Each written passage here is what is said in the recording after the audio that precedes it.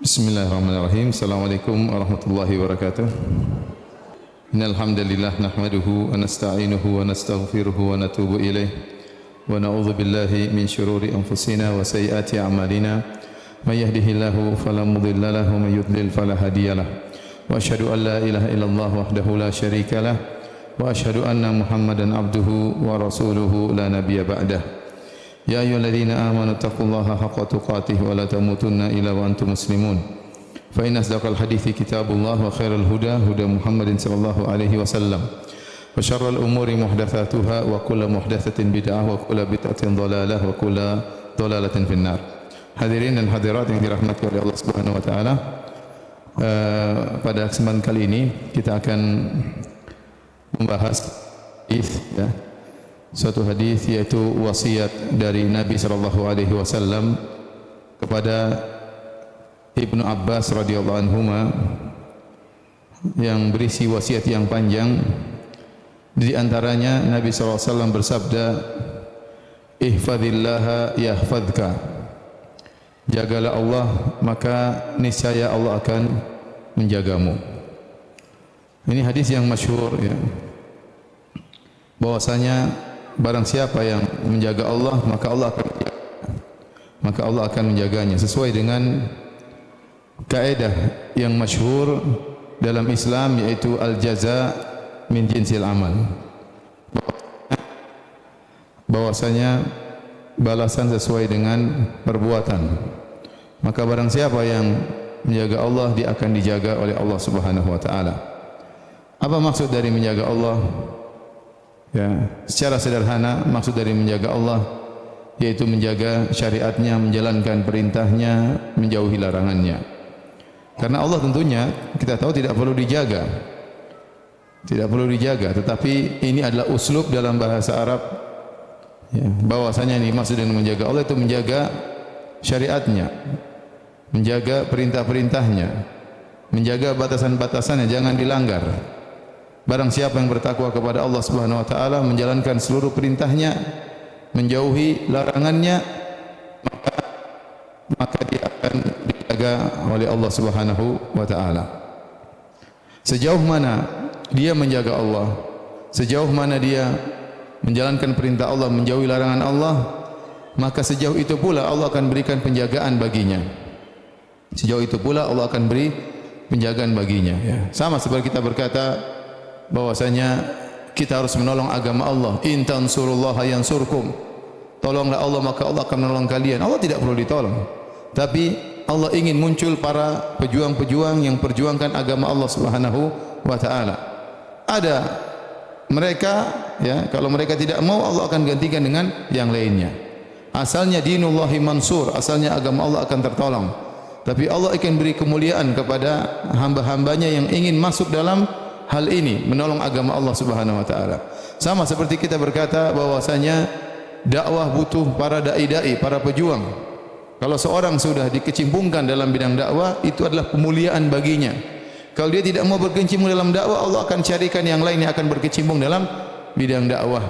Ya, jangan sampai dia merasa bahwasanya dia punya jasa terhadap Allah Subhanahu wa taala. Allah tidak butuh mereka, tapi Allah ingin muliakan mereka sehingga mereka bisa masuk dalam bidang dakwah untuk menjalankan dakwah kepada Allah Subhanahu wa taala. Sama, agama Allah pasti tertolong, tapi Allah ingin ada hamba-hambanya yang mulia yang menegakkan hal tersebut, yang memperjuangkan agama Allah Subhanahu wa taala. Demikian pula Allah tidak perlu dijaga, tetapi Allah ingin ada orang-orang mulia yang menjalankan perintah-perintah Allah dan menjauhi larangan Allah Subhanahu wa taala.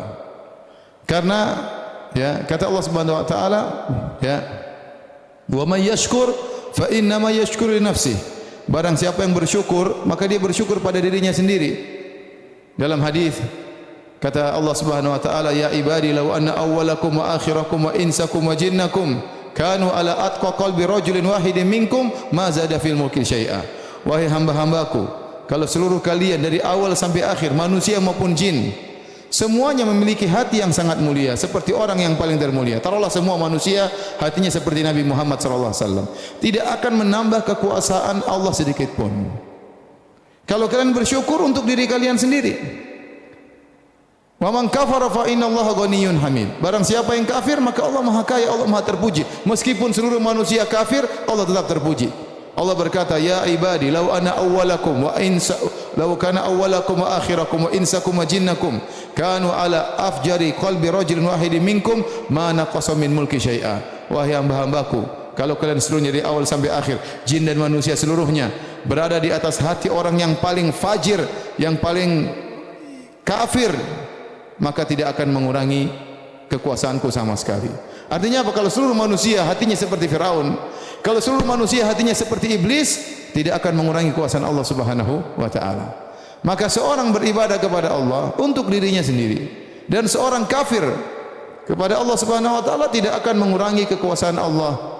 Kata Allah Subhanahu wa taala, "Wa may yashkur fa inna ma yashkuru li nafsihi." Barang siapa yang bersyukur, beribadah, maka dia bersyukur kepada dirinya sendiri. Wa man kafara, barang siapa yang kafir, fa innallaha ghaniyyun karim.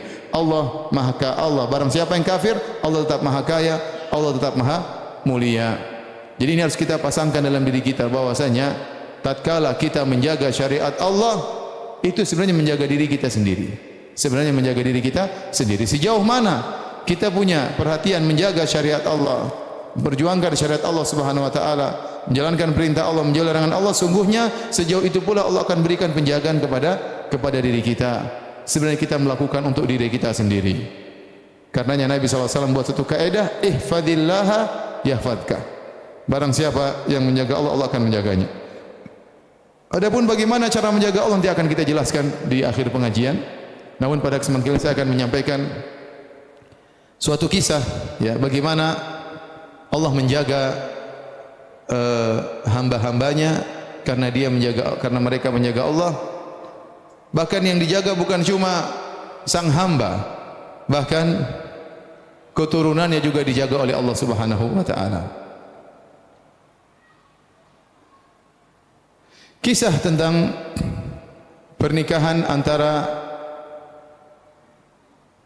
Ummu Sulaim, ibunya Anas bin Malik,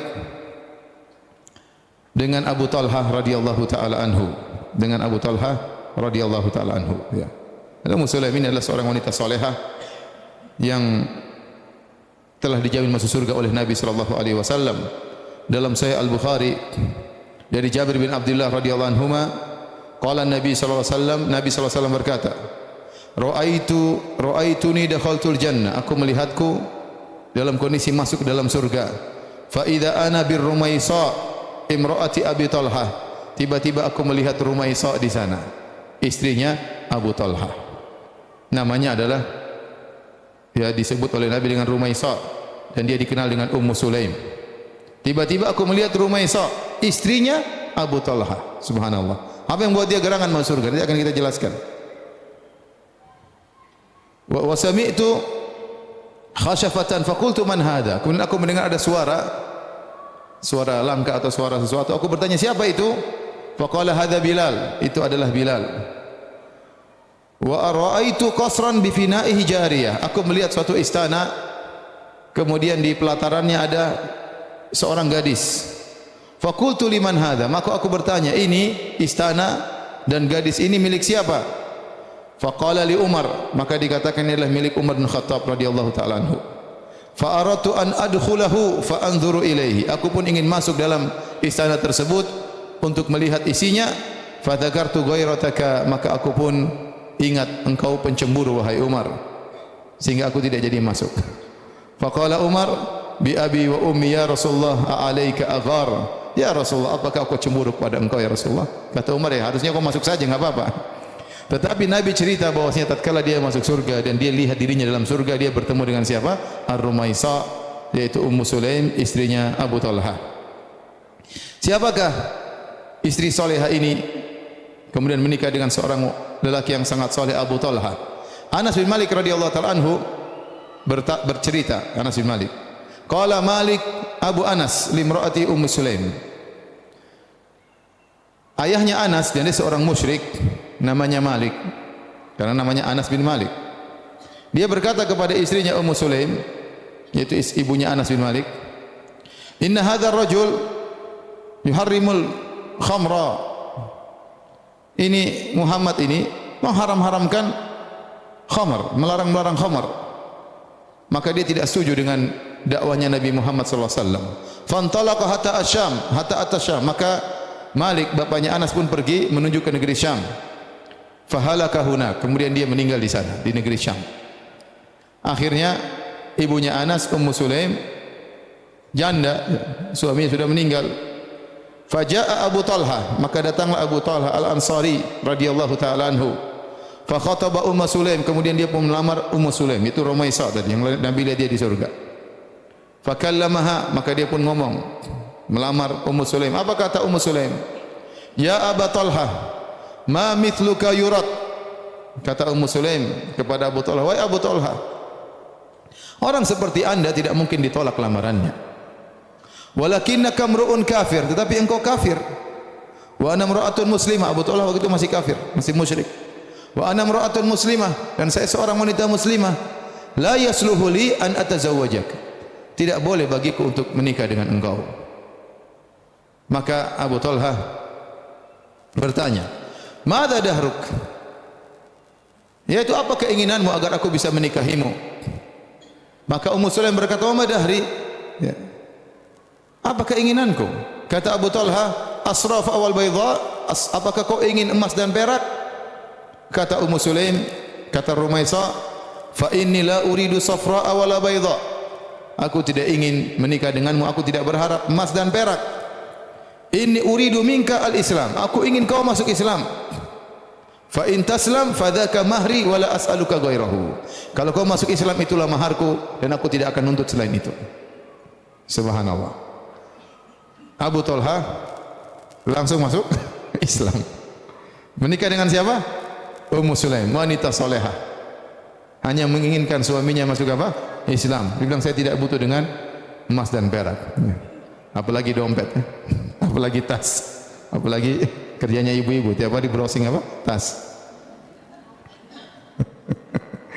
Baik. Tunggu dulu, belum. Ini masih mukaddimah ya, belum. Nah, akhirnya Abu Talha menikah dengan Ummu Sulaim. Abu Talha menikah dengan Ummu Sulaim. Ummu Sulaim sudah punya anak, siapa? Anas bin Malik. Jadi Abu Talha itu bapak tirinya Anas bin Malik. Nah, kemudian lahirlah seorang anak dari pernikahan tersebut. Anak tersebut sangat dicintai oleh Abu Talha. Abu Talha sangat cinta kepada anak tersebut, sangat sayang anak tersebut. Anak tersebutlah yang disebut dengan Aba Umair. Waktu anak itu adik tirinya Anas, dia punya peliharaan burung. Waktu itu burung tersebut sakit, akhirnya burung itu mati. Maka Nabi SAW kebetulan main di rumahnya Anas bin Malik. Lalu Nabi ketemu dengan si kecil Abu Umair tersebut, masih kecil. Maka Nabi mencandainya. Nabi berkata, "Ya Aba Umair ma fa'ala Nugair." Padahal dia masih kecil, mungkin berapa tahun ya, mungkin 4 tahun, mungkin 3 tahun, berapa tahun. Nabi mencandai, Nabi berkata, "Wahai Abu Umair, apa yang terjadi dengan burung yang kau pelihara?" Nabi ingin ngobrol dengan dia. Inilah anaknya dari Abu Talha yang menikah dengan Ummu Sulaim. Anas bin Malik bercerita dalam hadis yang diriwayatkan oleh Imam Ahmad dalam musnadnya. Kata Anas bin Malik, "Ishtaka ibnun li Abi Talha." Anaknya Abu Talha sakit, yaitu tadi Abu Umair. Fa kharaja Abu Talha ilal masjid fatufiyal gulam. Maka dia pun pergi ke masjid, ternyata anak tersebut meninggal dunia. Padahal anak ini sangat dicintai oleh Abu Talha. Sering dia tanya, waktu anaknya sakit, tanya sama istrinya, bagaimana kondisinya? Kalau datang lagi, bagaimana kondisinya? Karena sayang kepada anaknya. Apa yang dilakukan oleh Ummu Sulaim? Fahayyat Ummu Sulaim al-mayyit wa qalat li ahliha la yukhbiranna ahadun minkum Abu Talha bi wafati ibnihi. Maka dia siapkan putranya tersebut meninggal dunia. Lihat Ummu Sulaim ini putranya sendiri. Betapa tabahnya menghadapi kematian putranya. Maka dia pun mengkafankan, kemudian dia menyiapkan, kemudian dia kuburkan putranya tersebut tanpa sepengetahuan bapaknya. Karena Ummu Sulaim tahu betapa cintanya Abu Talha kepada putranya tersebut. Kemudian Ummu Sulaim berkata kepada keluarga yang di rumah, jangan seorang pun kasih tahu sama Abu Talha kalau anaknya sudah meninggal dunia. Berarti dia benar-benar kuat menghadapi itu semua. Faraja'a ila ahlihi. Kemudian dia pulang ke rumah Abu Talha, wa ma'ahu nasun min ahlil masjid, bersama sebagian sahabat-sahabatnya dari masjid. Dia bertanya seperti biasanya, "Ma fa'alal gulam?" Bagaimana putraku kondisinya? Qalat khairu ma kana. Lebih baik daripada sebelumnya. Kata siapa? Ummu Sulaim. Maksudnya lebih tenang, dalam riwayat dia lebih tenang daripada sebelumnya. Ini sudah meninggal, lebih tenang. Kalau sebelumnya sakit, panas, menderita, sekarang sudah meninggal, makanya dia mengatakan dia sangat tenang, lebih tenang daripada sebelumnya. Wa qarrabat ilaihim asya'ahum, dan subhanallah dia tenang saja, dia bisa menjaga situasi perasaannya, kondisi perasaannya. Maka Ummu Sulaim tetap menyiapkan makanan buat suaminya dan tamu-tamunya. Fata'asyau, akhirnya mereka kemudian makan malam. Wa kharajal qaum, akhirnya teman-temannya Abu Talha keluar setelah makan malam.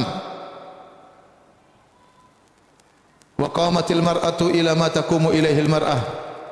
Falamma kana akhirul lail. Kemudian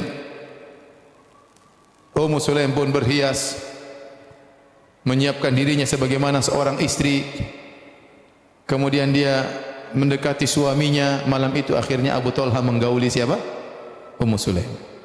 Menggauli Ummu Sulaim. Tatkala di penghujung malam, suaminya sudah tenang, sudah menggauli dia. Kemudian dia pun berkata kepada suaminya, "Ya Abu Talha, alam tara ila ali fulanin ista'aru ariyatan fatamatta'u biha falamma tulibat ka'annahum karihu dhalik qala ma ansafu." Kata Ummu Sulaim kepada suaminya, "Wahai Abu Talha, bagaimana menurut engkau wahai suamiku tentang suatu keluarga yang meminjam pinjaman pada orang lain, kemudian mereka pun memanfaatkan pinjaman tersebut. Suatu hari pemilik barang tersebut minta dikembalikan pinjamannya. Lantas keluarga tersebut jengkel waktu diminta kembali barang oleh pemiliknya. Bagaimana menurut kamu?" Kata suaminya, "Ma ansafu." Kalau gitu mereka tidak benar caranya begitu. Sudah dikasih pinjaman, sudah ditolong, sudah bersenang-senang dengan menggunakan pinjaman tersebut, waktu diminta dikembalikan harusnya mereka ridha. Kenapa mereka tidak senang? Qalat, ini mukaddimah dari Ummu Sulaim. Maka Ummu Sulaim berkata, "Fa inna ibnaka kana ariyatan min Allah tabaraka wa ta'ala." Sungguhnya putramu adalah titipan dari Allah Subhanahu wa ta'ala. Wa inna Allah qabadahu, sungguhnya Allah telah mencabut nyawanya, mengambil kembali titipannya. Fartaja'a fastarja'a wa hamidallah. Abu Talha begitu sedih, apa yang dia ucapkan? Inna lillahi wa inna ilaihi raji'un. Alhamdulillahi ala kulli hal. Tengah malam ini, setelah berhubungan, baru dia sampaikan. Maksudnya apa? Dia ingin suaminya tenang, senang dulu, baru disampaikan kabar ini. Subhanallah. Jadi ini dua suami istri yang luar biasa. Ya, istrinya juga tidak kalah luar biasa. Bayangkan putranya meninggal dan dia bisa tabah dan tidak kelihatan itu semua. Dan dia bisa mengajak suaminya untuk bergaul. Dan suami tatkala diberitahu pun dalam kondisi tenang dengan berkata, "Inna lillahi wa inna ilaihi raji'un. Alhamdulillah ala kulli hal." Kita adalah milik Allah dan semuanya akan kembali kepada Allah, dan segala puji bagi Allah dalam segala kondisi. Falam asbaha goda ala Rasulillah sallallahu alaihi wasallam. Tatkala pagi hari dia pun kabarkan kepada Nabi sallallahu alaihi wasallam apa yang terjadi. Maka Nabi berkata, "A'rastumul lailah?" Apakah tadi malam kalian berhubungan? Nabi tanya, "Apakah semalam kalian berhubungan?" Kata Abu Talha, "Iya ya Rasulullah." Maka Rasulullah SAW berdoa, "Barakallahu lakuma fi lailatikuma." Semoga Allah berkahi malam tadi kalian berhubungan. Dan benar, akhirnya Ummu Sulaim hamil gara-gara hubungan tersebut. Fahamilat bi Abdullah, lahir dia ambil seorang anak. Dan Ummu Sulaim ya dalam kondisi hamil beberapa kali ikut serta safar bersama Nabi. Nabi tahu bahwasanya Ummu Sulaim dalam kondisi hamil ya. Ya, kalau kamu melahirkan kabarkan kepadaku ya. Kemudian akhirnya Ummu Sulaim melahirkan di malam hari. Fawaladat hulailan. Dia pun melahirkan putranya di malam hari. Wa karihat an tuhannikahu hatta yuhannikahu Rasulullah sallallahu alaihi wasallam. Maka dia tidak ingin mentahnik. Kebiasaan orang Arab kalau anak baru lahir, maka dia pun mengunyah korma terus dimasukkan ke dalam mulut sang bayi. Tetapi Ummu Sulaim ingin mencari keberkahan dari Rasulullah sallallahu alaihi wasallam. Maka dia tidak mau memasukkan korma dalam mulut anaknya. Anaknya nangis disabar-sabarin. Dia bilang, "Wa karihtu an tuhannikahu hatta yuhannikahu Rasulullah." Aku tidak ingin kasih makan dia tahnik korma sampai Nabi yang pertama kali mentahniknya.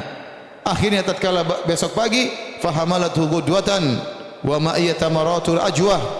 Aku pun segera bawa putraku tersebut, ya, ini putra yang ya, buah dari kesabaran suami istri yang didoakan oleh Nabi sallallahu alaihi wasallam. Maka aku pun bawa kepada Nabi sallallahu alaihi wasallam, yaitu dengan beberapa butir korma ajwa. Waktu itu Nabi sallallahu alaihi wasallam sedang sibuk, sedang memberi tanda kepada onta-ontanya, ya. Faqultu ya Rasulullah. Maka kata Anas bin Malik, ya, Anas berkata, Anas yang bawa adiknya, Anas berkata, "Ya Rasulullah, inna Ummu Sulaim waladatil lailah, fakarihat an tuhannikahu hatta yuhannika Rasulullah sallallahu alaihi wasallam." Maka jadi yang bawa putra Abdullah adalah Anas bin Malik, ya, bawa adik tirinya. Maka kata Anas bin Malik, "Wahai Rasulullah, Ummu Sulaim ibuku tadi malam melahirkan dan dia tidak mau mentahnik putranya sampai anda yang mentahnik terlebih dahulu." Kata Rasulullah SAW, ama syai', ada sesuatu yang kau bawa? Aku berkata, tamratu ajwa, aku bawa buah korma ajwa. Maka fa akhadha ba'dahunna famadhaghahunna, Nabi mengambil sebagian korma tersebut, lalu Nabi mengunyah-ngunyahnya. Thumma jama'a buzaqahu, kemudian Nabi kumpulkan liurnya, fa'aujarahu iyyahu, kemudian Nabi pun masukkan ke dalam mulutnya anaknya Ummu Sulaim, faja'ala yatalammadhu, maka sang anak mengisap jari Nabi sallallahu alaihi wasallam makan dari korma tersebut. Nabi berkata, "Hibbul ansar tamar."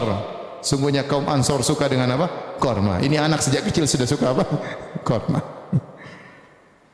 Qultu ya Rasulullah sammi, kata Anas bin Malik, "Ya Rasulullah, berilah nama anak ini." Kata Nabi sallallahu alaihi wasallam, "Huwa Abdullah." Dia adalah siapa? Abdullah. Abdullah ini akhirnya menjadi anak yang soleh. Kemudian dia meninggal dalam jihad fisabilillah. Dan dia punya anak 10 anak laki-laki, semuanya ahli baca Quran. Semuanya ahli baca Quran. 5 di antaranya adalah ahlul hadis, orang-orang terkenal menyampaikan hadis-hadis Nabi sallallahu alaihi wasallam. Di antaranya Ishaq, Ismail, Yaqub, Abdullah dan Amr. Ini 5 bersaudara, semuanya ahli hadis. Dan yang paling top di antara 5 anak-anaknya ahli hadis adalah Ishaq bin Abdullah bin Abi Talha. Ishaq bin Abdullah bin Abi Talha. Ishaq inilah gurunya Al-Imam Malik rahimahullahu taala. Bayangkan Allah Subhanahu wa taala menjaga, ya, Abu Talha, menjaga putranya, bahkan menjaga apa? Cucunya. Inilah di antara makna ihfazillah yahfazka. Kalau engkau menjaga Allah, Allah akan menjagamu, bukan cuma menjagamu, bahkan menjaga keturunanmu. Menjaga keturunanmu. Kita sekarang hidup di zaman yang banyak fitnah. Kita khawatir anak-anak kita rusak. Kita melihat bagaimana para pemuda, pergaulan mereka, bagaimana tontonan mereka, bagaimana pembicaraan mereka, pergaulan laki-laki dengan wanita, betapa banyak perzinahan. Sekarang bukan yang perzinahan, bahkan homoseksual tersebar di mana-mana. Kalau kita tidak menjaga anak kita, kalau Allah tidak menjaga anak kita, susah kita untuk menjaga mereka. Oleh karena kita butuh bantuan, ya, kita butuh penjagaan Allah agar anak kita bisa terjaga. Di antaranya kita mendoakan anak-anak kita. Di antaranya kita sendiri berusaha untuk jadi orang tua yang soleh, agar anak-anak kita dijaga oleh Allah Subhanahu wa taala. Oleh karenanya dalam Al-Qur'an, dalam surat Al-Kahfi, Allah Subhanahu wa taala juga bercerita tentang hal ini, tentang Nabi Musa dan Nabi Khadir tatkala mereka berdua bertamu ke suatu kampung dan mereka tidak dijamu. Kata Allah Subhanahu wa taala, "Fantalaqa hatta idza ataya ahla qaryatin istata'ama ahlaha fa abaw ayyudayyifuhuma fawajada fiha jidaran yuridu an yanqadha fa aqama." Maka berjalan Nabi Musa dan Nabi Khadir, sampailah mereka di suatu negeri, suatu kampung, mereka minta dijamu oleh penduduk kampung tersebut. Fa abaw ayyudayyifuhuma, ternyata penduduk kampung tersebut enggan menjamu mereka berdua. Karena mereka berdua nabi, ya. Ini penduduk kampung kurang ajar, tidak mau menjamu apa? Nabi. Tatkala mereka hendak keluar dari kampung tersebut, fawajada fiha jidaran yuridu an yanqadha fa aqama. Tiba-tiba mereka mendapati suatu tembok mau jatuh, mau roboh, fa aqama, maka Nabi Khadir pun meluruskan tembok tersebut. Musa bertanya, "Kenapa Anda meluruskan tembok tersebut? Padahal mereka berbuat buruk kepada kita, kenapa Anda balas keburukan mereka dengan kebaikan?" Maka Nabi Khadir bercerita, "Wa ammal jidaru fa kana li gulamaini yatimaini fil madinati wa kana tahtahu kanzul lahumā wa kana abuhuma salihah fa arada rabbuka ay yablugha ashuddahuma wa yastakhrija kanzahuma rahmatan min rabbik." Kata Nabi Khadir, adapun tembok yang tadinya mau rubuh saya luruskan. Sungguhnya tembok tersebut milik dua anak yatim yang tinggal di kota tersebut. Di bawah tembok tersebut ada harta mereka. Kalau tembok tersebut miring, harta mereka akan kelihatan, akan dirampas oleh orang. Maka Allah menyuruh Nabi Khadir untuk memperbaiki tembok tersebut agar harta mereka tersembunyi. Fa arada rabbuka ay yablugha ashuddahuma, sampai dua anak yatim ini menjadi dua anak yang dewasa. Kemudian mereka berdua akan mengambil harta mereka. Sebabnya kenapa? Kata Nabi Khadir, wa kana abuhuma salihah, karena orang tua mereka ini saleh. Kata sebagian ulama seperti Ibnu Abbas radhiyallahu anhu, beliau berkata, hufidha li salahi abihima. Sungguhnya dua anak yatim ini dijaga oleh Allah karena kesalehan ayah mereka berdua. Dan tidak disebutkan dua anak ini saleh, tidak. Yang disebutkan salehnya bapaknya atau anaknya? Bapaknya yang disebutkan, bukan kedua anaknya. Oleh karena Syekhul Islam Taimiyah juga menyebutkan, ya, bahwasanya kata beliau rahimahullahu taala, ya, fantafa'a bi salahi abihima wa laysa min sa'yihima. Kedua anak ini mendapatkan manfaat dari kesolehan orang tua dua anak ini, bukan karena usaha mereka berdua. Ya. Bahkan dalam sebagian riwayat kata sebagian salaf, ya, bahwasanya ayah yang dimaksud dalam Al-Quran ini adalah kakek mereka yang ketujuh. Ya. Kakek mereka yang ketujuh. Kana bainahuma wa bainal ab as-salih sab'atu aba. Jadi ini anak bin sampai bin yang ketujuh. Dijaga 7 turunan oleh siapa? Allah Subhanahu wa taala. Ini luar biasa berarti bapaknya. Solehnya luar biasa. Sampai dijaga oleh Allah sampai 7 turunan. Sampai Allah ngirim Nabi Khadir untuk memperbaiki tembok tersebut gara-gara kesolehan bapak mereka. Karenanya hadirin hadirat yang dirahmati Allah Subhanahu wa taala, kesolehan kita sangat berpengaruh dengan nasib anak-anak kita.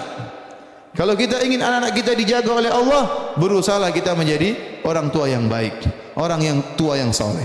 Bagaimana kita ingin anak-anak kita soleh, sementara kita hobinya nonton sinetron, nonton India, sama nonton Korea, repot. Ya, saya nggak tahu sekarang lagi rame film Korea, ya. Dulu zaman saya masih kecil tidak ada film Korea. Sekarang sedikit anak-anak muda nonton film Korea. Ya. Nah, bagaimana kita mau anak-anak kita soleh sementara kita sendiri tidak solehah? Sementara kita sendiri jarang ke masjid yang bapak-bapak. Sementara kita sendiri masih suka bermaksiat. Bagaimana Allah menjaga anak-anak kita? Bisa jadi jangan-jangan anak-anak kita menjadi rusak gara-gara kita sendiri yang rusak. Gara-gara kita yang rusak. Oleh karenanya Sa'id bin Musayyib, seorang tabi'in rahimahullah, pernah berkata, "Inni la usalli fa adhkuru waladi fa azidu fi salati." Aku salat, kata Sa'id bin Musayyib, kemudian aku ingat anakku dalam salatku, maka aku tambah lagi salatku. Aku panjang-panjangkan atau aku tambah rakaatnya. Kenapa? Ingat anakku. Raja'a an uhfadha fihi. Aku berharap Allah menjaga anakku karena aku. Ya. Maka seorang tatkala ingin melakukan kesalahan, ingat, ya, dampaknya bisa saja mengenai anak-anaknya. Maka dia berusaha bertakwa kepada Allah. Selain dia berdoa kepada Allah agar anaknya soleh, dia juga berusaha untuk soleh, ya, untuk soleh agar anak-anaknya menjadi soleh dan solehah. Hadirin dan hadirat yang Allah Subhanahu wa taala, inilah di antara buah dari menjaga Allah Subhanahu wa taala, maka menjaga orang yang menjaga Allah Subhanahu wa taala. Oleh karena Allah Subhanahu wa taala berfirman dalam Al-Qur'an, "Lahu mu'aqibatun min baini yadayhi min khalfihi yahfazunahu min amrillah." Sungguhnya Allah memiliki malaikat-malaikat yang Allah kirimkan kepada seorang hamba yang bertakwa, menjaga di depannya, di belakangnya. Yahfazunahu min amrillah. Malaikat-malaikat itu menjaga sang hamba dengan perintah Allah Subhanahu wa taala. Dijaga. Kalau ingin melakukan keburukan dipalingkan. Kalau ingin terjerumus dalam kecelakaan dijauhkan. Ya. Allah mengirim malaikat-malaikat untuk menjaga orang-orang yang beriman.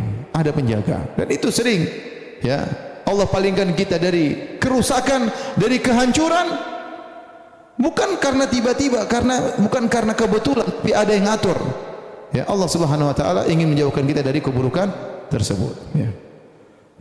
Ya. Dan itu bukan hal yang kebetulan, tapi memang sudah diatur oleh Allah Subhanahu wa taala. Tiba-tiba kita disuruh belok ke sini, tiba-tiba kita suruh jalan yang lain, ya. Sampai kata sebagian ulama, terkadang Allah menjaga kita dari hal yang kita semangati, kita inginkan. Ada seorang sudah semangat untuk meraih harta, dia sudah masuk dalam perdagangan, kemudian ternyata dia tidak berhasil. Dia menyangka dia tidak berhasil, dulu saya kalah sama kawan-kawan saya lebih jago berdagang. Tapi ternyata itu Allah palingkan dia. Dia rajin sholat, rajin beribadah, tapi Allah palingkan dia kalah dalam perdagangan tersebut. Karena Allah tahu kalau dia berdagang, kalau dia kaya, dia akan lupa kepada Allah Subhanahu wa taala. Kalau dia punya uang banyak, dia akan lalai dari beribadah kepada Allah Subhanahu wa taala. Dia menyangka bahwasanya dia tidak berhasil karena kehebatan teman-temannya. Tidak, sebenarnya dia hebat. Tetapi Allah palingkan dia supaya dia tidak terjerumus dalam hal yang dia benci. Wa asa an tuhibbu syai'an wa huwa syarrul lakum. Bisa jadi engkau mencintai sesuatu dan buruk bagimu. Bisa jadi seorang begitu semangat untuk meraih jabatan dengan perjuangan luar biasa, sudah berusaha sendiri, tapi Allah tidak menjadikan dia berhasil. Allah buat dia kalah. Kenapa? Bisa jadi kalau dia menang, dia lupa dengan namanya pengajian, dia lupa dengan takwa kepada Allah, ya. Lupa untuk baca Quran, tersibukkan dengan hal yang tidak bermanfaat, maka Allah buat dia gagal. Bukan karena dia tidak hebat, dia hebat. Tapi Allah tahu dia belum pantas untuk masuk di ajang tersebut. Dia belum pantas. Belum saatnya dia masuk dalam kancah tersebut. Maka Allah buat dia gagal. Ini contoh adalah penjagaan Allah Subhanahu wa taala kepada seorang hamba. Allah mudahkan urusannya kalau dia menjaga Allah Subhanahu wa taala, takwa kepada Allah Subhanahu wa taala. Wa may yattaqillaha yaj'al lahu makhraja wa yarzuqhu min haitsu la yahtasib. Barang siapa bertakwa kepada Allah Subhanahu wa taala, Allah berikan solusi kepadanya dan Allah akan memberikan rezeki dari arah yang dia tidak sangka-sangka. Nah, kalau seorang ternyata banyak masalah, dizalimi orang, orang diganggu orang, masalahnya tidak pernah selesai, tidak ada solusinya, maka hendaknya dia introspeksi diri. Jangan-jangan dia bermasalah. Jangan-jangan dia bermasalah sama Allah Subhanahu wa taala. Jangan-jangan dia menzalimi orang lain, jangan-jangan dia tukang maksiat. Jangan-jangan dia tidak beres di rumahnya. Jangan-jangan dia enggak beres sama pembantunya misalnya, sama pegawainya, sama istrinya, sama suaminya. Cek. Kenapa bisa demikian? Orang mukmin pasti dikasih ujian, namun pasti ada solusinya. Pasti ada solusinya. Kita orang mukmin, orang beriman pasti ada ujiannya. Allah sudah janji akan kasih ujian, tetapi pasti ada solusinya. Nah, kalau enggak ada solusinya, berarti kita introspeksi, jangan-jangan kita bermasalah. Hadirin dan hadirat yang Allah Subhanahu wa taala, secara umum penjagaan Allah terhadap seorang hamba dalam dua hal. Penjagaan Allah terhadap seorang hamba dalam dua hal. Pertama, Allah menjaga agamanya, yang kedua Allah menjaga dunianya. Allah menjaga agamanya, yaitu Allah menjauhkan dia dari hal-hal yang menyimpang, hal-hal yang menyesatkan. Jauhkan dia dari syubhat-syubhat, jauhkan dia dari pemikiran liberal, dari pemikiran firqah-firqah yang sesat, dijauhkan dari pemikiran-pemikiran khawarij, syiah dan yang lainnya. Allah jauhkan dia. Mungkin otaknya tidak begitu cerdas, tapi begitu dia baca syubhat-syubhat tidak masuk, dia tidak bisa terima, tidak logis bagi dia. Ada sebagian orang cerdas, tatkala baca syubhat-syubhatnya liberal, bahkan ateis malah terjebak. Malah terjebak, Allah tidak jaga dia. Sementara ada orang yang mungkin tidak begitu cerdas, tapi dengan logikanya yang sederhana, dia bisa bantai itu semua. Sementara ada orang yang pintar, namun karena Allah tidak jaga dia, begitu dia membaca syubhat-syubhat, langsung terbawa dalam pemikiran tersebut. Jadilah dia punya pemikiran-pemikiran yang menyimpang. Apalagi di zaman sekarang ini, pemikiran yang menyimpang tersebar di mana-mana. Orang kalau masuk dunia maya, dia akan mengetahui segala model pemikiran. Nah, kalau Allah tidak jaga dia, anak kita misalnya tidak dijaga, maka dia pingin tahu dia baca, akhirnya terjebak. Beberapa waktu lalu ada yang datang kepada seorang tua suami istri, "Ya Ustaz, anak saya sejak tahun ini memproklamirkan bahwasanya dia tidak mau puasa lagi." Subhanallah. Kenapa? Dia ragu adanya Tuhan. Gara-gara baca ini, baca ini, kejebak. Tidak dijaga oleh Allah Subhanahu wa taala. Nah, kalau orang bertakwa kepada Allah, setiap hari berdoa ihdinas siratal mustaqim, ya Allah tunjukkanlah aku jalan yang lurus, dan dia tulus dalam ibadahnya, maka Allah akan menjaga dia. Oleh karenanya dalam hadis qudsi kata Allah Subhanahu wa taala, "Wala yazalu 'abdi yataqarrabu ilayya bin nawafil hatta uhibbah." Senantiasa seorang hamba mendekatkan dirinya kepadaku dengan perkara-perkara yang sunnah sampai aku mencintainya. Seorang berusaha, bukan cuma yang wajib-wajib saja, yang sunnah-sunnah dia kerjakan. Ibu-ibu alhamdulillah salatnya waktu tidak ditinggalkan. Jangan lupa salat rawatib, qabliyah dan ba'diyah. Ibu-ibu insyaallah salat puasa bulan Ramadan tidak meninggalkan. Jangan lupa puasa sunnah kalau ada kesempatan, puasa sunnah Senin Kamis atau 3 hari dalam sebulan, ya. Sisihkan waktu untuk berpuasa di jalan Allah Subhanahu wa taala.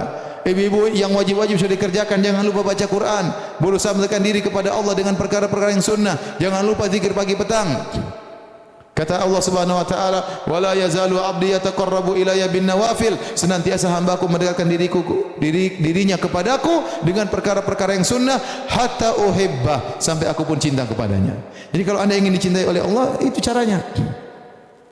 Saya tidak melarang browsing tas, ya, tidak melarang. Cuma jangan waktuku banyak, ya. Buka ini, lihat lagi browsing. Lihat. Kurang jelas begini. Padahal duit enggak ada juga. Jadi saya tidak melarang, daripada lihat yang macam-macam mending lihat tas, ya. Tetapi jangan sampai waktunya habis. Jangan terlalu banyak grup sehingga banyak ketawa ketiwi yang kurang bermanfaat. Ketawa ketiwi itu bagus, tapi dia seperti garam, kalau kebanyakan enggak enak. Benar. Ketawa ketiwi baik, canda itu baik. Kebanyakan jadi enggak enak, jadi hambar akhirnya. Kita kalau sama kawan ketawa terus jadi enggak enak. Dan sekali ketawa indah. Terus-terusan, ya, kayak orang gila ketawa terus. Jadi waktu kita banyak terbuang, terutama di zaman sekarang ini. Ibu-ibu zaman dulu tidak seperti ibu-ibu zaman now. Kalau zaman dahulu ujian kurang, ya, cobaan kurang. Sekarang hal-hal yang menggoda terlalu banyak. Oleh karenanya, bagaimana kita ingin dicintai oleh Allah sementara kita malas untuk menjalankan ibadah kepada Allah. Allah tadi berkata, "Wala yazalu 'abdi yataqarrabu ilayya bin nawafil hatta uhibbah." Senantiasa hambaku mendekatkan dirinya kepadaku dengan perkara-perkara yang sunnah sampai aku mencintainya. Kemudian kata Allah, "Fa idza ahbabtuhu." Kalau aku sudah mencintainya, kuntu sam'ahu alladhi yasma'u bihi wa basara alladhi yubsiru bihi. Aku akan jadi pendengarannya, aku akan menjadi penglihatannya, aku akan menjadi tangannya, aku akan menjadi kakinya, kata Allah Subhanahu wa taala. Apa maksudnya? Yaitu aku akan bimbing dia. Aku akan bimbing pendengarannya, tidak dibiarkan mendengarkan hal yang haram. Tahu-tahu dia enggak suka dengar gibah, enggak tahu-tahu kenapa, tahu-tahu dia enggak suka. Dulunya dia suka nonton acara gibah. Dulunya dia selalu ada acara gibah paling depan di televisi. Sekarang tiba-tiba dia enggak suka dengan itu semua. Kenapa? Allah rubah hatinya. Allah rubah hatinya. Kalau ada orang datang kepada dia bicara gibah, kata dia, enggak. Saya enggak suka. Bicara yang lain aja, saya enggak suka seperti ini. Tiba-tiba dia enggak suka. Kenapa? Allah jaga pendengarannya. Allah jaga penglihatan, lihat hal yang haram dia berpaling, dia enggak suka. Dia enggak suka lihat yang haram. Allah buat dia tidak suka melihat itu semuanya. Tadinya suka jalan-jalan ke sana sini ngabisin duit. Kerjaannya ke mall terus. Tahu-tahu saya enggak suka ke mall. Kenapa? Sekarang online aja. Sama aja kalau begitu. Tapi maksudnya dia hal-hal yang tidak bermanfaat sudah malas. Jadinya suka jalan-jalan ngabisin waktu, ngabisin duit. Sekarang mulai berhenti. Kenapa? Allah rubah hatinya. Kenapa? Sementara ini dia selalu dekatkan dirinya kepada Allah. Allah kalau sudah cinta kepada seorang hamba, Allah akan jaga dia. Allah akan jaga dia, jaga penglihatannya, jaga pendengarannya, jaga lisannya, jaga langkahnya, dijaga oleh Allah Subhanahu wa taala. Ini di antara bentuk penjagaan Allah. Kalau seorang menjaga Allah, ihfazillah yahfazka, jagalah Allah maka Allah akan menjagamu. Di antaranya adalah Allah akan bimbing dia dalam masalah agama. Jadilah dia kalau umrah semangat, kalau salat jadi semangat, kalau salat jadi khusyuk, ikut pengajian semangat, baca Quran semangat. Ya, kenapa? Allah jaga dia. Dan ini yang sangat penjagaan yang sangat kita perlukan. Kita lihat betapa banyak orang sekarang di zaman ini. Dahulunya kita lihat mereka alim, sekarang di penghujungnya malah hancur. Malah membela pemikiran liberal. Allah tidak jaga dia. Kalau anda ingin meninggal dalam kondisi husnul khatimah, dengan pemikiran yang benar, tidak menyimpang, tidak tersesat, maka berusaha jaga Allah Subhanahu wa taala. Sehingga tatkala meninggal dalam kondisi di atas akidah yang benar. Benar ini saya berkata, ibu dirahmati Allah Subhanahu wa taala. Saya lihat beberapa orang yang dahulunya baik, yang dahulunya membela sunnah Nabi SAW, di akhir berubah. Semoga dikembalikan Allah. Tapi kalau tidak, meninggal dalam kondisi menyimpang.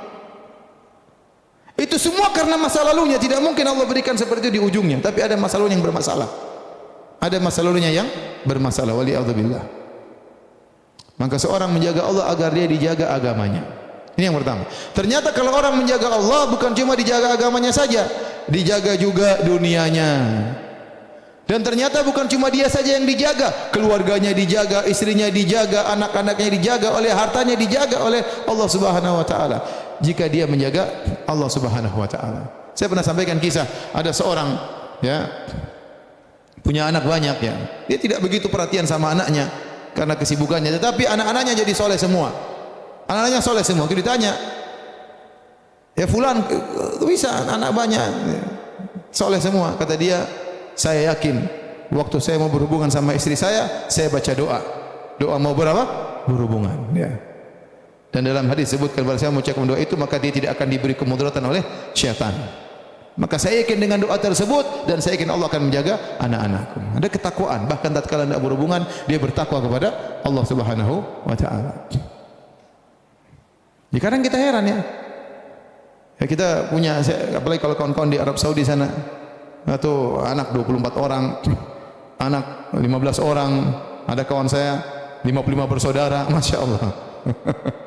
Itu gimana mau jaga 55 orang anak? Namanya saja lupa. Bingung ya. Ada kawan cerita dia punya tetangga anaknya 13, laki-laki semua, belum perempuannya, 13. Kalau sholat jamaah 13 semua di saf, Masya Allah. Ada satu yang lari-lari, dia pegang, kamu anaknya ibumu yang mana? Dia bingung sendiri, karena istrinya banyak. Dia bingung, kamu ini anak dari ibu yang mana? Saking banyak anaknya dia lupa. Tapi semuanya ke masjid. Tapi semuanya yang mana? Ke masjid. Siapa yang bisa jaga mereka? Allah Subhanahu wa taala. Kalau kita enggak mampu jaga mereka, gimana mau jaga anak kita? Dia di sekolah ketemu dengan kawan-kawan kita enggak tahu ketemu kawan siapa.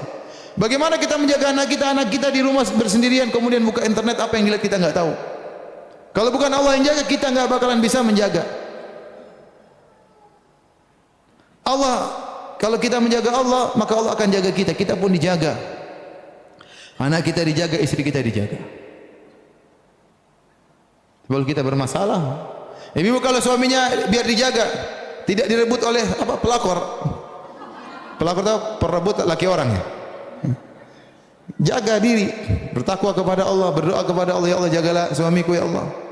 Jauhkan dia dari wanita-wanita yang pelakor ya misalnya. Berdoa kepada Allah. Jadi kita dijaga bukan cuma diri kita, bahkan keluarga kita dijaga oleh Allah Subhanahu wa taala. Dunia kita dijaga oleh Allah Subhanahu wa taala. Di Saudi saya sering ketemu orang-orang umurnya saya panjang-panjang, 90, 80, masih segar-segar, 80 lebih, masih kuat, masih sehat. Ya. Sebenarnya Allah mengatakan barang siapa tatkala di masa mudanya dia menjaga dirinya, menjaga pandangannya, menjaga pendengarannya, maka dia tidak di akhir hayat pun dia masih bisa melihat dengan baik, masih bisa mendengar dengan baik, diberi kesehatan oleh Allah Subhanahu wa taala. Kenapa? Karena dia jaga di masa mudanya. badan-badannya, anggota tubuhnya dia jaga karena Allah Subhanahu wa taala, maka Allah menjaganya tatkala di masa tua. Jadi bukan cuma agama yang dijaga, dunia pun dijaga. Kalau orang pedagang bertakwa kepada Allah Subhanahu wa taala, yang bayar zakat, insyaallah hartanya dijaga oleh Allah Subhanahu wa taala. Saya pernah dengar ceramah di radio Arab Saudi. Waktu itu sempat terjadi bencana sehingga banyak onta-onta yang mati, banyak kambing-kambing yang mati. Pemerintah membuka bantuan. Orang-orang yang onta-ontanya mati datang lapor kepada pemerintah. Sehingga diberi apa? Ganti. Seorang bercerita, waktu ada orang datang dilapor sekian ontanya mati tiba-tiba. Maka dia lapor ke hakim. Laporan tersebut dipanggil. Hakim tersebut bertanya kepada dia, "Jangan-jangan kau enggak bayar zakat?" Maka terdiamlah orang tersebut. Terdiamlah orang apa? Tersebut. Kalau dia bayarkan, dia, "Saya bayar Pak Hakim," tapi dia diam. Dia tidak bisa jawab. Bisa jadi harta orang kemudian harta seorang terkena musibah. Kenapa dia tidak bertakwa kepada Allah? Zakat dia tidak pernah bayar. Atau kemudian dikasih sakit oleh Allah sehingga hartanya habis semuanya untuk sakitnya tersebut.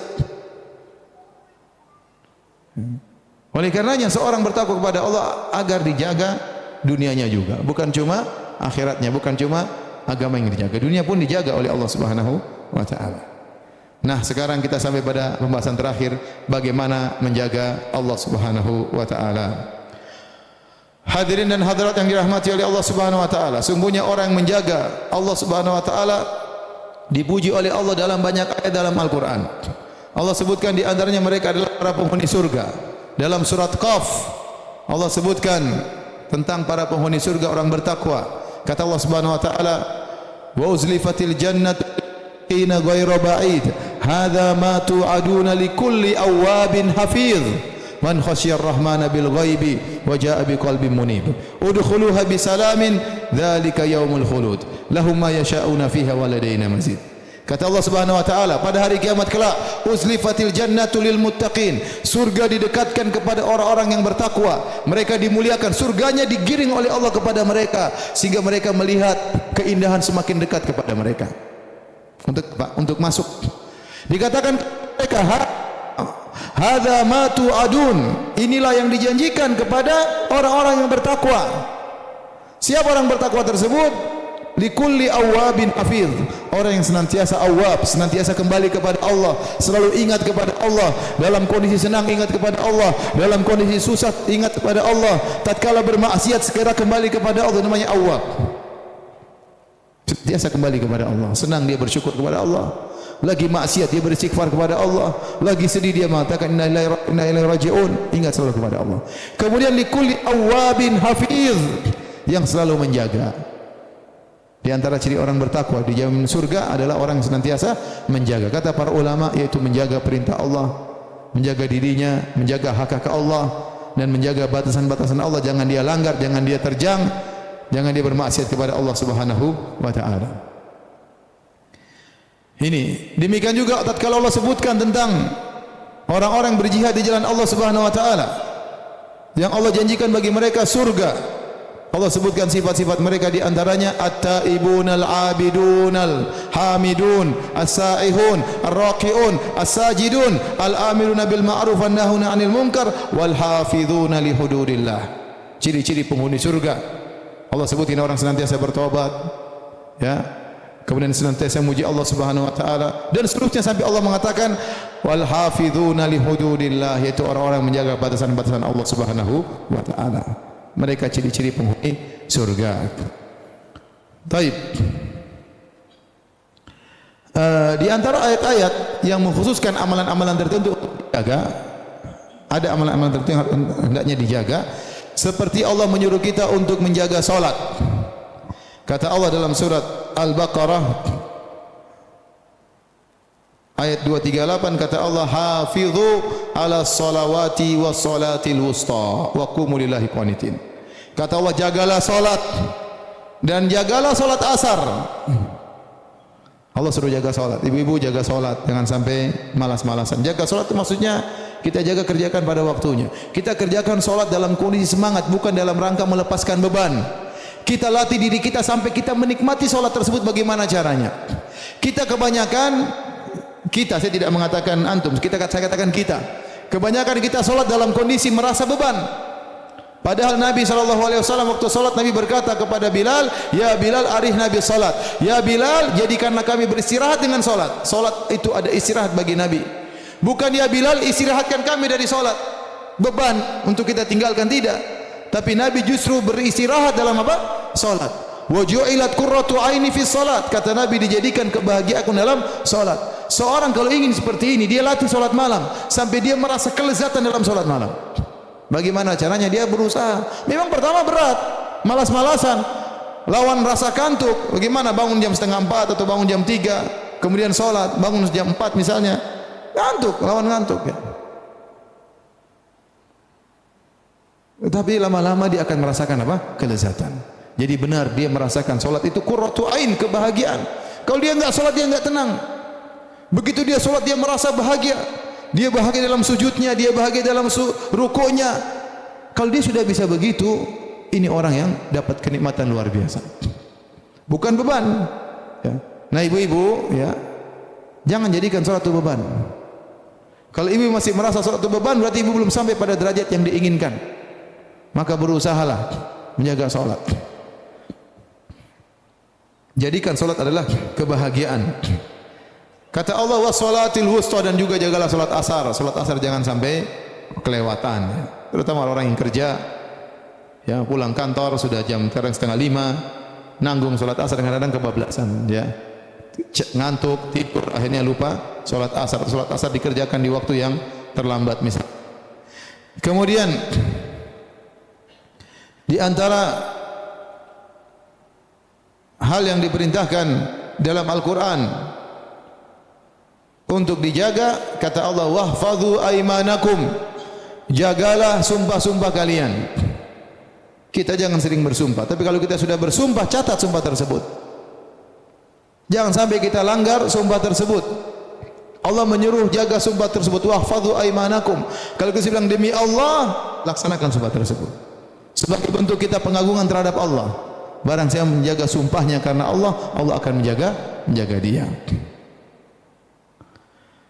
Demikian juga di antara hal yang dianjurkan untuk dijaga dalam hadis, kata Nabi sallallahu alaihi wasallam, la yuhafidhu 'alal wudu' illa mu'min. Tidak ada yang menjaga wudu kecuali seorang apa? Mukmin. Seorang berusaha untuk jaga wudunya. Setiap dia batal dia berwudu. Bahkan sebelum tidur dia berwudu kalau memungkinkan. Dan ini adalah tanda seorang mukmin. Kemudian juga ya, Nabi sallallahu alaihi wasallam bersabda, al-istihya'u minallahi haqqal haya. Hendaknya seorang malu kepada Allah dengan rasa malu yang sebenar-benarnya. Bagaimana cara rasa malu yang sebenar-benarnya? Kata Nabi sallallahu alaihi wasallam, antahfadzar ra'sa wa ma wa'a. Engkau menjaga kepalamu dengan apa yang ada di bawahnya. Itu jaga pendengaran, jaga penglihatan. Kalau kita ingin dijaga Allah, jangan jelalatan. Jangan lihat hal-hal yang tidak dibenarkan. Ya. Jangan mendengarkan hal-hal yang diharamkan. Wa tahfadzal batna wa ma hawa, dan jagalah juga perut dan apa di dalamnya. Itu jangan sampai makan yang haram. Jangan sampai makan yang haram. Kenapa? Karena semua penglihatan pendengaran akan dimintai pertanggungjawaban oleh Allah Subhanahu wa taala. Kata Allah Subhanahu wa taala, inna sam'a wal basara wal fuada kullu ulaika kana anhu mas'ula. Semuanya pendengaran, penglihatan, hati, semua itu akan diminta pertanggungjawaban oleh Allah Subhanahu wa taala. Kemudian di antaranya yang paling penting juga Nabi mengkhususkan jaga lisan. Kata Nabi, man hafidha ma baina lahyaihi wa ma baina rijlaihi dakhalal jannah. Barang siapa yang menjaga lisannya dan menjaga kemaluannya, dia masuk surga. Kenapa? Kebanyakan orang terjerumus dalam neraka jahanam gara-gara lisannya. Oleh karena seorang hati-hati. Ibu-ibu tatkala bergaul, tatkala berkomentar di grup WhatsApp atau di medsos, hati-hati. Tatkala berteman dengan kawan, ngobrol hati-hati. Jangan sampai masuk dalam ghibah, jangan sampai masuk dalam namimah. Jauhi sering katanya dan katanya. Sungguhnya di antara yang dibenci oleh Allah Subhanahu wa taala qila wa qala, katanya dan katanya. Sekarang zaman ini zaman banyak katanya-katanya. Hati-hati. Jaga lisan. Kalau tidak penting enggak usah dibicarakan. Kalau tidak baik hendaknya didiamkan, enggak usah berbicara. Sebagaimana berbicara kebaikan adalah ibadah, diam dari keburukan juga adalah ibadah. Sungguh ada ibadah yang agung, tidak susah, cuma diam dapat pahala. Tetapi susahnya orang diam itu susah. Maunya ngomong. Ustaz aja maunya ngomong. Maunya komentar, semuanya mau dikomentari. Ya, tidak semua ente komentari. Ingat, sebagaimana berbicara kebaikan adalah ibadah, diam dari keburukan juga adalah ibadah. Diam dari hal yang meragukan, mendiam. Orang ini ibu lagi ngumpul, kemudian ngobrol-ngobrol, ketawa-ketiwi. Kita lihat itu enggak benar, diam. Jangan komentar. Jangan komentar. Di grup lagi bertengkar, menurut anti komentar enggak ada manfaatnya, enggak usah komentar, diam, tahan diri. Itu ibadah. Ibadah. Lau kana al-kalamu min al-fiddah la kana sukutu min adh-dhahab. Kalau berbicara adalah perak, maka diam adalah emas. Apalagi ibu-ibu. Karena yang suka ngomong itu biasanya apa? Ibu-ibu. Suka komentar apa? Ibu-ibu. Yang sering ember mulutnya itu apa? Ibu-ibu. Ini saya bicara kenyataan. Ibu jangan tersinggung. Tersinggung enggak apa-apa juga. Jadi intinya ya, hati-hati ibu-ibu ya. Jaga lisan, terutama di zaman sekarang ini. Jaga tulisan, jaga komentar. Kemudian juga jaga kemaluan ya. Ikhwan maupun akhwat, jaga kemaluan. Jangan selingkuh, jangan punya hubungan dengan lelaki lain bagi ibu dan jangan bagi laki-laki hubungan perempuan lain yang tidak halal baginya. Ini sekarang zaman fitnah, betapa mudah kita berkomunikasi dengan lawan jenis yang tidak halal bagi kita. Ya, ketawa-ketiwi dengan orang lain, tertawa-tertawa dengan suami orang, tertawa-tertawa dengan istri orang lain, tidak diperbolehkan.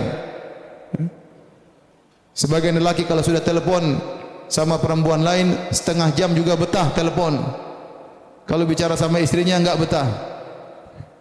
Cepat, mah ada apa sih, mah cepat dong, mah cepat, bapak papi lagi sibuk. Begitu ngobrol sama istri orang setengah jam betah. Ada apa gerangan? Pasti ada kelezatan di situ. Ada syahwat yang tersalurkan. Makanya betah lama ngobrol. Kalau chattingan sama perempuan lain semangat. Kalau chattingan sama istri orang kurang semangat. Sebagian ibu juga demikian, ibu yang kurang ajar ya.